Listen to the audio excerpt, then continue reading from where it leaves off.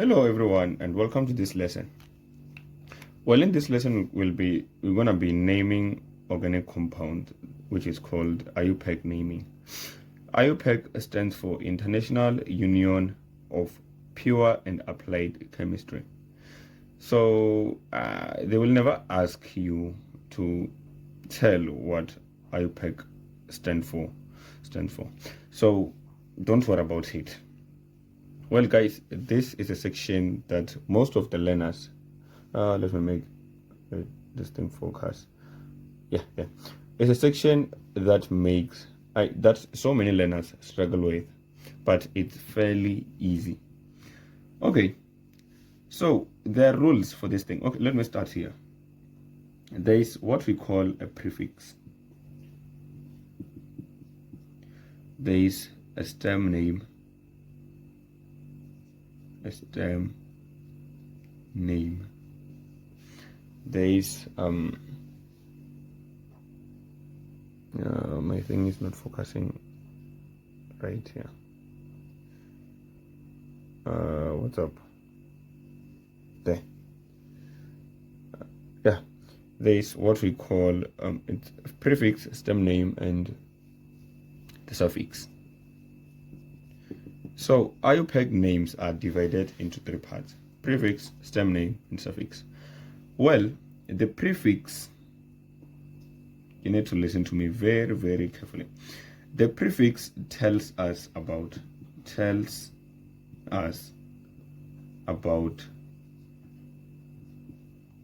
the branches. I want to simplify it. Well, they're typically called substituents or alkyl groups or halogens. So this tells us about the branches in general. So what branches are we talking about here? Well, we have what we call methyl. It's an alkyl group, but I don't want to make things tougher. Things are already tough, so I can't add another pressure. So we have a branch called methyl. Methyl is sort of CH3. The structural formula is C then with 3 H's. Okay. So you see this bond here. This tells us that what this methyl thing has to be put somewhere on the molecule, but we'll talk about them later. That's later. We have ethyl. Then this is CH2, then CH3. The structural formula is CH2, then CH3 there. So this is what we call ethyl, one of these. Then again we have halogens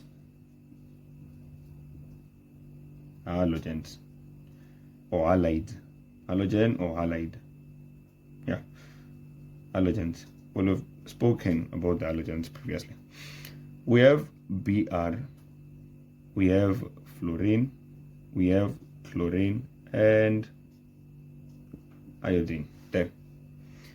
So these are the things that have to start the IUPAC name. So question, what if they appear in one molecule? What do we do?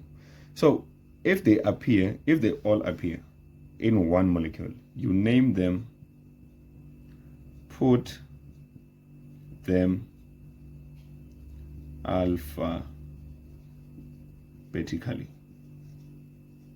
Then if they appear in one molecule. Okay. Yeah, let me rub a little here. I will write that again. We are still focusing on the prefix. Then, so if they appear in one molecule, you put them or name them in an alphabetical order. In an alphabetical order. Then, okay, what if one kind repeats itself. What if one kind, let's say for methyl, what if there are two methyls in one molecule? What do we do if that's the case? Well, okay, they can be 2 or 3. That's the maximum. 3 is the maximum. So if we have 2, or if we have, okay, note, if we have 2 or 3 methyls, for instance, methyls, yeah, like this, yeah, then we use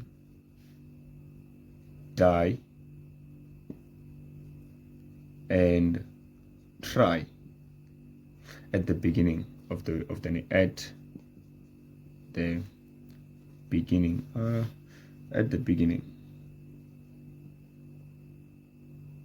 how do I spell this? No, what have at the beginning of the IUPAC name. Okay. So if we have 2 or 3, yeah, 2 or 3 methyls, then we use di or try. If we have 2, it's gonna be, if we have 2 for 2 methyls, it's gonna be dimethyl. If it's 2, 3 methyls, then it's gonna be trimethyl. There. So if we have 2 ethyls, then it's gonna be diethyl, just like that. Okay, if we have 2 or 3 chlorines, Cls, then it's gonna be trichloro, like trichloro. 2 bromines, it's gonna be dibromo. Yeah, this kind of things. So just use the di and the tri at the beginning of the IUPAC name. So this is all about the prefixes. We have methyl, we have ethyl, and halogens as the prefixes. Put them alphabetically if they appear in one molecule. So alphabetically it's A, B, C, or so between these two, ethyl and methyl, ethyl always comes first. Even if it's triethyl and dimethyl, there, you don't compare them with these things, the tris and dis. You compare them due to the way they are. That's an ethyl, this is a methyl. The ethyl always wins. We know that T is before, T is after D. So D comes first before T, yeah. But we don't compare them due to the tris and the dis. We only focus on their names, their natural names. It's ethyl, it's methyl. So ethyl also wins against methyl. Then, so this is all about the prefixes. We'll apply them when naming. The stem name now. So the prefix had to do with the branches. Yeah. So the stem name now, moving to the stem name. So the stem name now tells us about the number of carbon atoms. Then it tells us about the number of carbon atoms. Well, we have, okay, let me put it this way. We have alkanes,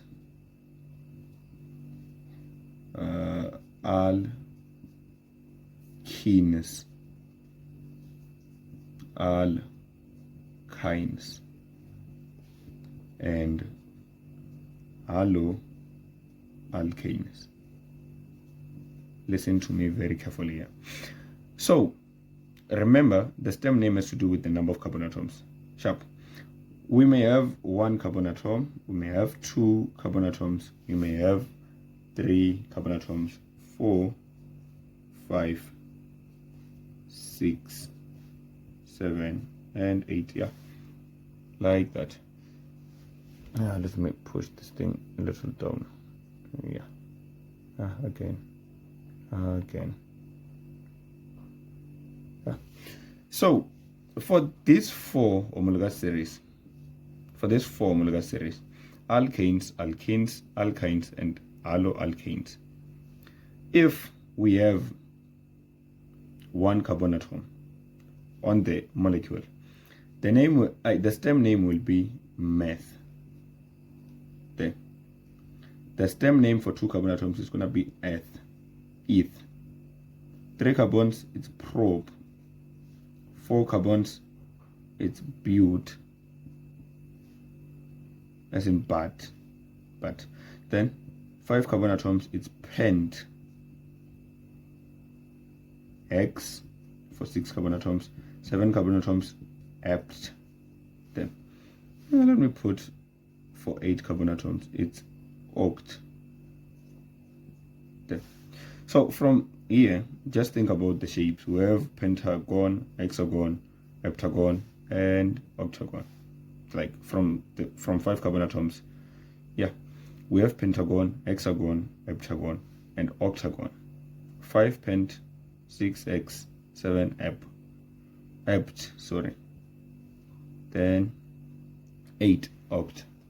So for these 4 homologous series, the stem names should be like this. But let me put it here. For alcohols, aldehyde,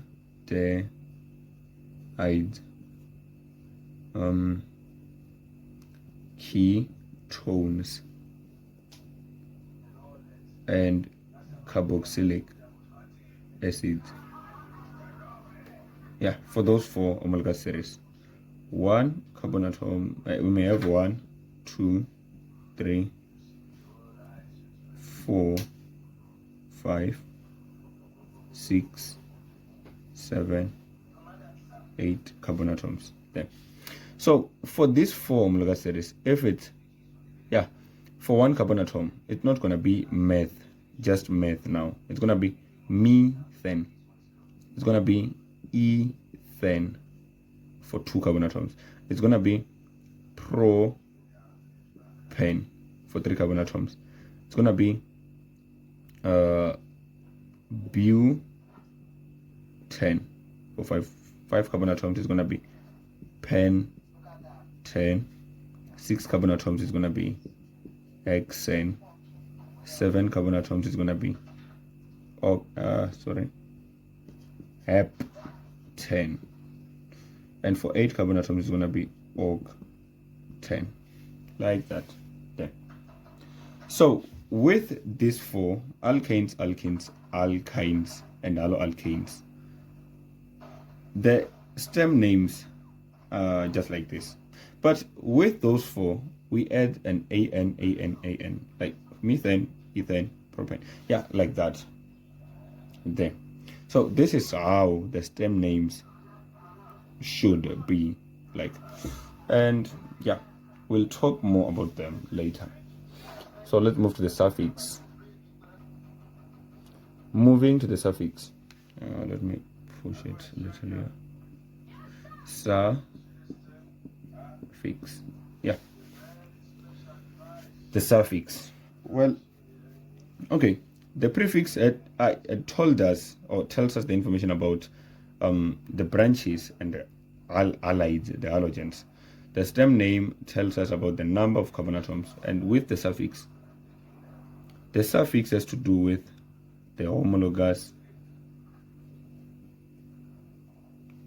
series. Yeah. The homologous series. In what manner? Well, when introducing in the previous videos, when I was introducing the homologous series, I was like, there's an alkane. The name ends with an ane. This is what we call the suffix.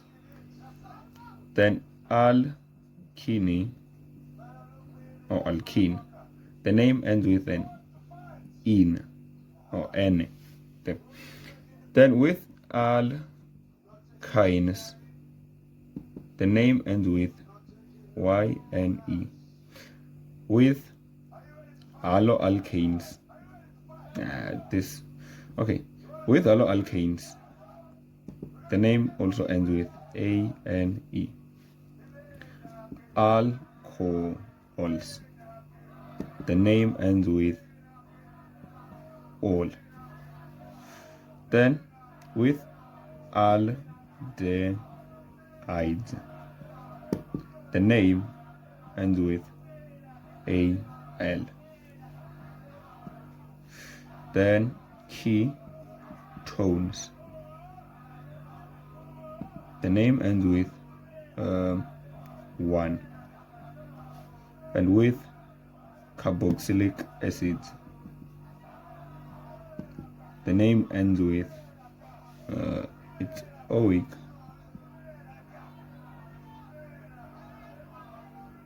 acid.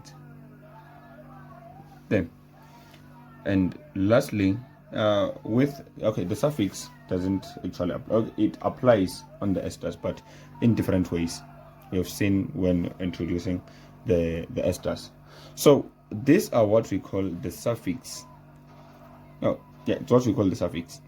So the suffix of any alkane is ane, and for any alkene it's ene. So so on and so on. That like this. Alcohols end with ol, aldehydes end with al, just like that. This is the effect of suffix. They tell us the homologous series. There.